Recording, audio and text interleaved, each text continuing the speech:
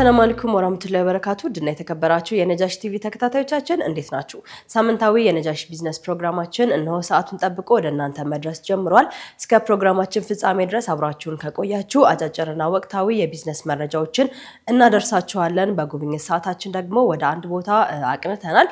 እንግዲህ በዛሬው የጉብኝት ሰዓታችን የት ነው የሄድ ነው የሚለውን ጉብኝት ሰዓታችን ኋላ ላይ ወደ እናንተ ምናደርስ ነው የሚሆነው። እስከ ፕሮግራማችን ፍጻሜ ድረስ አብራችሁን ቆዩ ብዬ የምጋብዛችሁ ደግሞ የፕሮግራሙ አዘጋጅና አቅራቢ እኔ ዙበይዳ ሀሰን ነኝ። አብራችሁን ቆዩ።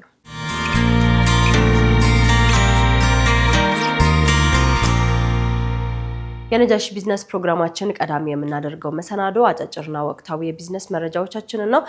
ቀዳሚ የምናደርገው ከሀገር ውስጥ የቢዝነስ መረጃ ነው።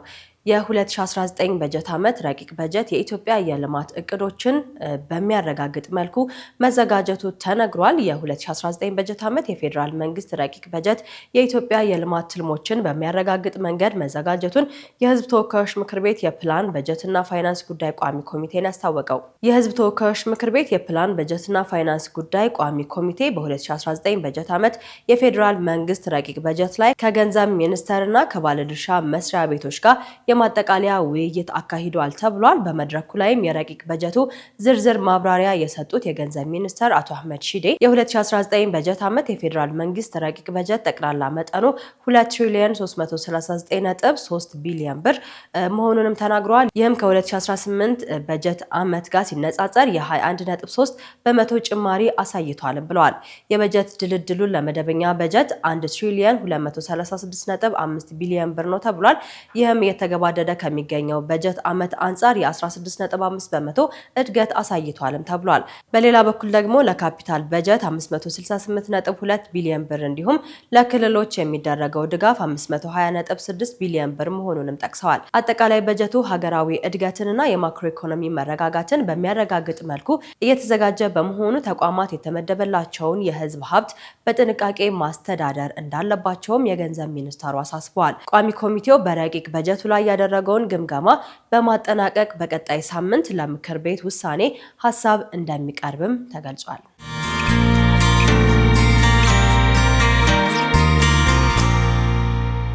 ወደ ቀጣዩ የቢዝነስ መረጃችን ደግሞ እናልፋለን። የኢትዮ ጅቡቲ ምድር ባቡር በሰበታ ዲማ ጣቢያ ለሁለተኛ የወጪ ንግድ ሎጂስቲክ ማዕከል ግንባታ መጀመሩ ተሰምቷል።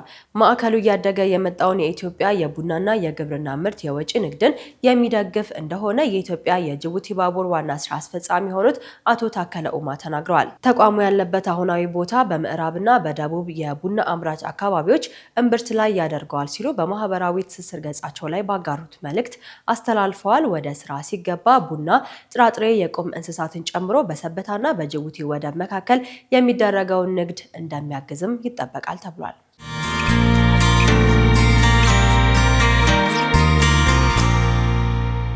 ተመልካቾቻችን ቆይታችሁን ነጃሺ ቲቪ ጋር በማድረግ ነጃሺ ቢዝነስ ፕሮግራማችንን እየተከታተላችሁን ትገኛላችሁ። አጫጭርና ወቅታዊ የቢዝነስ መረጃዎችን እያደረስኳችሁ ነው። ወደ ውጭ ሀገር የቢዝነስ መረጃዎቻችን እናልፋለን። የሱዳን ማዕከላዊ ባንክ አዲስ የገቢ ንግድ መመሪያ ማውጣቱ ተሰምቷል። የሱዳን ፓውንድ በህገወጥ የውጭ ምንዛሬ ገበያ ላይ እያሳየ ያለውን ከፍተኛ መዳከም ተከትሎ የሱዳን ማዕከላዊ ባንክ የገቢ ንግድ ወይም ደግሞ ኢምፖርት አሰራርን የሚገራ አዲስ መመሪያ ማውጣቱን አስታውቋል። ማዕከላዊ ባንኩ ለሀገሪቱ የንግድ ባንኮች በላከው ይፋዊ መግለጫ መሰረት ባንኮች ለገቢ ንግድ የሚውለውን የውጭ ምንዛሬ ሲፈቅዱ ማዕከላዊ ባንኩ ራሱ በወሰደው ይፋ ባደረገው የምንዛሬ ተመን ላይ ብቻ ተመስርቶ እንዲሆን ደንግጓል ተብሏል። ይህም በአንድ ዓላማ ላይ የሚታየውን የተለያዩ የምንዛሬ ተመን ለማስቀረትና የገበያ አንድነትን ለማድረግ ያለመ መሆኑም ነው የተዘገበው።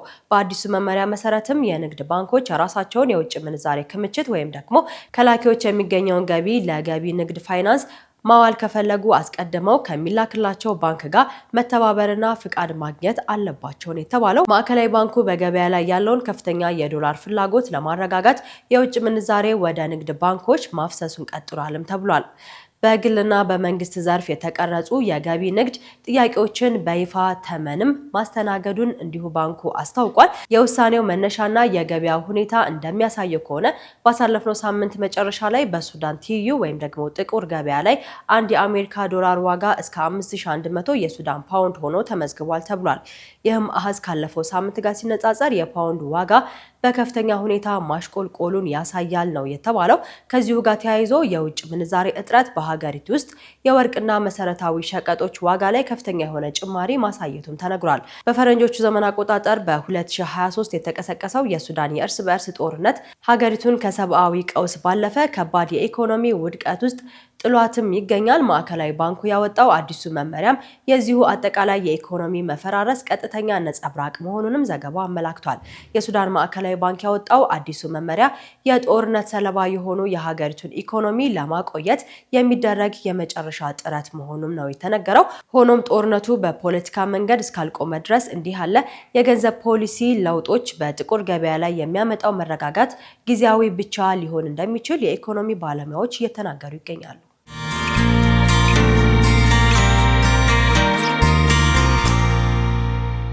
ዳንጎቴ ግሩፕ ለነዳጅ ማጣሪያ ማስፋፊያ የሚሆን የ400 ሚሊዮን ዶላር ስምምነት ከቻይና ጋር መፈራረሙ ተሰምቷል።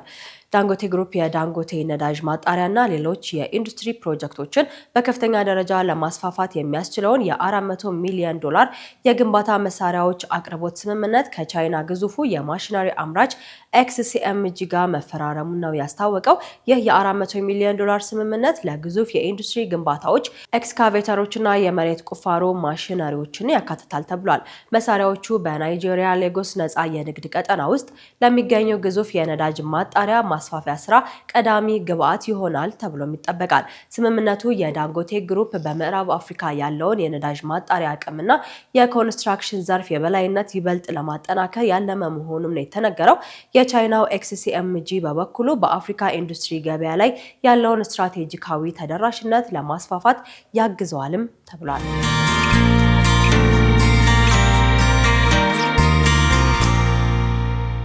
ለዛሬ መጨረሻ ያደረግነውን የቢዝነስ መረጃ ደግሞ ላድርሳችሁ። የተባበሩት አረብ ኤሚሬትስ የትራንስ ፓሲፊክ የንግድ ቡድን ለመቀላቀል ማቀዷ ተሰምቷል። የተባበሩት አረብ ኤሚሬት በዓለም ላይ ካሉ ትልልቅ ነፃ የንግድ ቀጠናዎች አንዱ የሆነውን የትራንስ ፓሲፊክ የንግድ ጥምረት ለመቀላቀል የመጀመሪያውን የደረጃ ንግግር ጀምራለች ነው የተባለው። ይህ እርምጃ እንግዲህ አገሪቱ ከባህላዊ የነዳጅ ንግድ ባሻገር ያላትን የኢኮኖሚ ትስስር ይበልጥ ለማስፋፋትና አዳዲስ የእስያ እና የላቲን አሜሪካ ገበያዎችን ለመቆጣጠር የምታደርገው ጥረት አካል መሆኑም ተነግሯል። ኮምፕሬሄንሲቭ ኤንድ ፕሮግሬሲቭ ትራንስ ፓሲፊክ ፓርትነርሺፕ በአሁኑ ወቅት ጃፓን፣ ካናዳ፣ አውስትራሊያ በቅርቡ የተቀላቀለችው እንግሊዝን ጨምሮ 12 አገራትን ያቀፈ ጥምረት ነው። ይህም ጥምረት እንግዲህ የዓለም 15 በመቶ አጠቃላይ የአገር ውስጥ ምርት ወይም ደግሞ ጂዲፒን ይሸፍናል መባሉን አረብ ገልፍ ቢዝነስ ኢንሳይት ዘግቦታል። ኢሜሬት የንግድ ትስስሯን ወደ ምስራቅ ለማስፋፋት ኮምፕሬሄንሲቭ ኢኮኖሚ ፓርትነርሺፕ ሃይ አግሪመንት የተሰኘ የሁለት የንግድ ስምምነቶችን ከተለያዩ አገራት ጋር ስትፈራረም ቆይታለችም ነው የተባለው። አሁን ደግሞ ይበልጥ ሰፊ ወደ ሆነው ወደዚህ የባለብዙ ወገን ጥምረት ለመግባትም እየተንቀሳቀሰች ትገኛለች ተብሏል። ስምምነቱን ለመቀላቀል የሚደረገው ድርድር ረጅም ጊዜ ሊወስድ እንደሚችልም ተገምቷል። ይህም ደግሞ የአባላቱ አገራት ሙሉ በሙሉ በአዲሱ አገር መግባት ላይ መስማማት እንዳለባቸው የዘገባ ምንጮቹ ገልጸዋል። ይህ ስምምነት ከተሳካ የተባበሩት አረብ ኤሚሬትስ በፓሲፊክ ውቅያኖስ ዙሪያ ባሉ አገራት ላይ ያላትን የኢንቨስትመንትና የሎጂስቲክ ተደራሽነት በከፍተኛ ደረጃ እንደሚያሳድግላትም የቢዝነስ ተንታኞች እየተናገሩ ይገኛሉ።